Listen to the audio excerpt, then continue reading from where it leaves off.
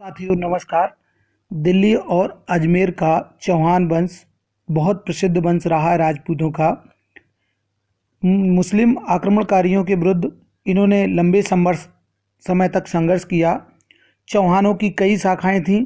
उनकी एक शाखा ने लाठ दक्षिणी गुजरात में 8वीं सदी के मध्य तक शासन किया, परंतु उनकी प्रमुख शाखा शाकंभरी प्रदेश आधुनिक जयपुर के निकट के चौहानों की हुई, जिसने 7वीं सदी से अपनी शासन सत्ता स्थापित की।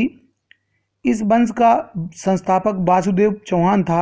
उसके वंश में सामंत, पूर्णतल, जयराज, विग्रहराज, चंद्रराज, गोपेंद्रराज और दुर्लभराज जैसे प्रसिद्ध राजा हुए, किंतु 12वीं शताब्दी में उनके यहाँ राजा सोमेश्वर हुए, जिन्हें उनके भाई की मृत्यु के बाद शासन मिला। सोमेश्वर को गुजरात के शासक अजयपाल ने परास्त किया था और 1177 ईस्वी के लगभग सोमेश्वर की मृत्यु हो गई। उसकी पत्नी कर्पूरी देवी ने करीब करीब 1 वर्ष तक अपने पुत्र पृथ्वीराज तृतीय की संरक्षिका के रूप में शासन की देखभाल की, और ये पृथ्वीराज वही पृथ्वीराज जिन्हें राय पिथौड़ा के नाम से जानते हैं और जिनकी बहादुरी की चर्चा हिंदुस्तान में ही नहीं अन्य देशों में भी हुई। उसके पश्चात युवा होने पर पृथ्वीराज तृतीय ने अजमेर और दिल्ली की सत्ता संभाली। यह चौहान वंश का अंतिम यशस्वी सम्राट हुआ। 1178 से लेकर 1192 ईस्वी तक इन्होंने शासन किया। जब पृथ्वीराज सिंहासन पर बैठा तब उसके सम्मुख बहुत सारी कठिनाइयाँ थीं, परंतु इन कठिनाइयों में सबसे बड़ी कठिनाई मोहम्मद गोरी के नेतृत्व में तुर्की आक्रमणों की थी। मोहम्मद गोरी ने पश्चिमी पंजाब के गजनवी राज्य को समाप्त कर दिया था और वह भारत में प्रवेश करके तुर्की साम्राज्य की स्थापना के लिए बहुत ज़्यादा उत्सुक था। पृथ्वीराज के राज्य की सीमाएं उसके राज्य की सीमाओं से मिल रही थीं और दिल्ली का शासक होने के नाते पृथ्वीराज का कर्तव्य और दायित्व इस शत्रु से भारत की रक्षा करने का था। जब पृथ्वीराज सिंहासन पर बैठा ही था, मोहम्मद गोरी ने मुल्तान और उच्च होते हुए गुजरात पर आक्रमण करने के लिए बढ़ना प्रारंभ किया। उसने पृथ्वीराज से संधि का प्रस्ताव किया, जिसे पृथ्वीराज चौहान ने ठुकरा दिया। अपितु जब मोहम्मद गोरी ने नाडौल पर अधिकार किया तो पृथ्वीराज ने उस पर आक्रमण करने का निश्चय किया, परंतु गुजरात के चालुक्यों से उसकी परंपरागत शत्रुता थी। इस कारण अपने मंत्रियों की सलाह से उसने इस गोरी के आक्रमण पर कोई रुचि नहीं दिखाई। 1178 ईस्वी में आबू पर्वत के निकट अपनी योग्य विधवा माता नायिका देवी के संरक्षण में गुजरात के युवा शासक मूलराज द्वितीय ने गोरी को बुरी तरह परास्त करके उसे भागने के लिए बाध्य किया। वास्तव में पृथ्वीराज चौहान उस समय यदि गुजरात के शासक की सहायता करते तो मोहम्मद गोरी पनप भी नहीं पाता। मोहम्मद गोरी के संकट को टलता हुआ देखकर पृथ्वीराज बहुत प्रसन्न हुआ, परंतु उसी समय के लगभग उसके चचेरे भाई नागार्जुन ने विद्रोह किया। पृथ्वीराज ने उस विद्रोह को समाप्त किया और विद्रोहियों को कठोर दंड दिया। उसके पश्चात पृथ्वीराज ने साम्राज्य विस्तार की नीति अपनाई। उसने 1182 ईस्वी के लगभग भाडानको के राजा को परास्त किया, जिसका राज्य संभवतः रेवाड़ी, भिवानी और उसके निकट के क्षेत्र अलवर राज्य के कुछ भाग में फैला हुआ था। उसी वर्ष उसने जेजाक बुक्ती, जो बुंदेलखंड क्षेत्र कहलाता है, के चंदेल शासक परमार देव पर आक्रमण किया।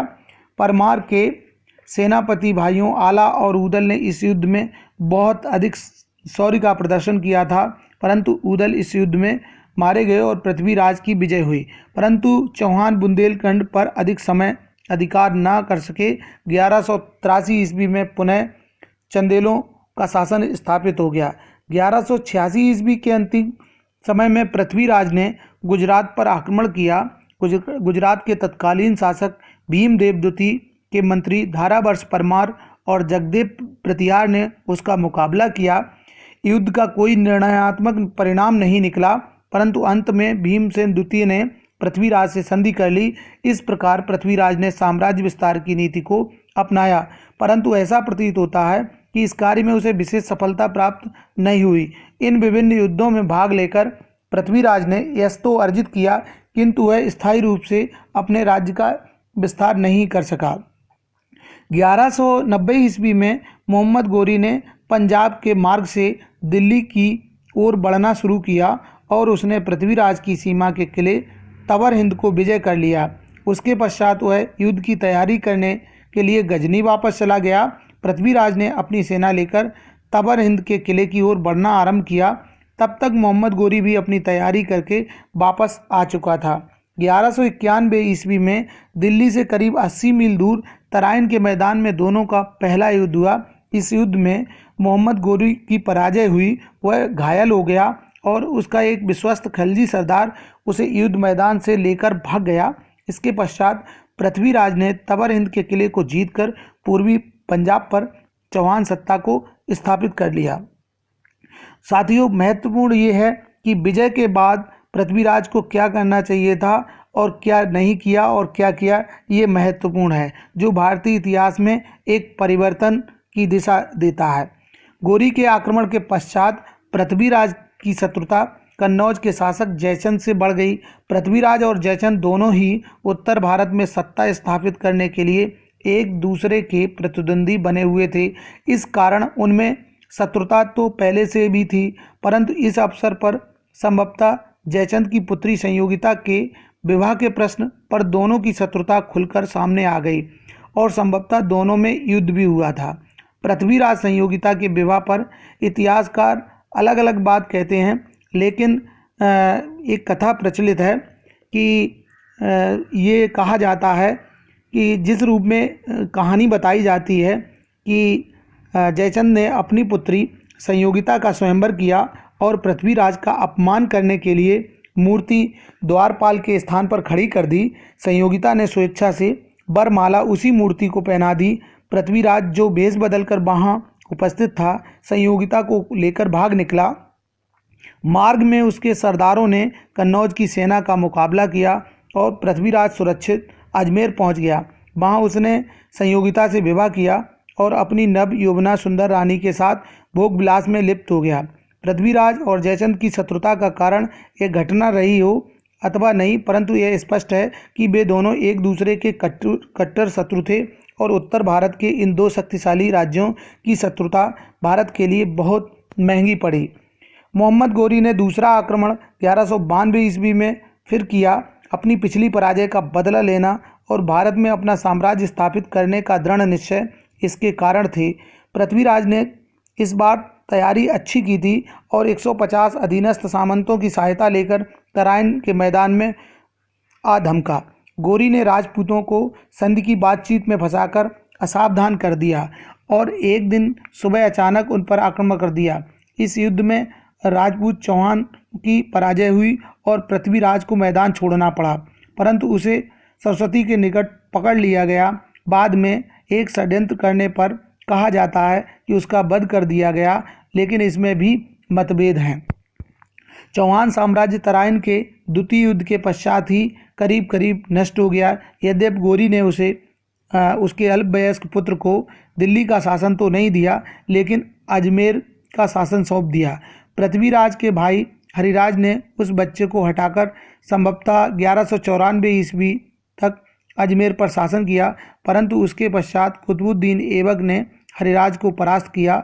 हरिराज आत्मदाह करके अपनी अंतिम लीला समाप्त की और अजमेर पर तुर्कों का अधिकार हो गया।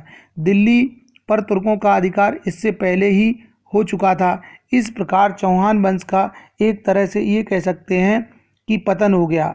उनके वंशजों ने रणथंभौर में अपने स्वतंत्र सत्ता को अवश्य स्थापित रखा, परंतु वह साम्राज्य भी नष्ट हो गया था।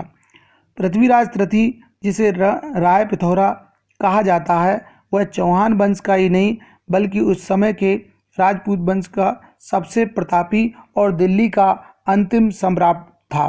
पृथ्वीराज उस समय उस युग के राजपूतों के शौर्य का प्रतीक था।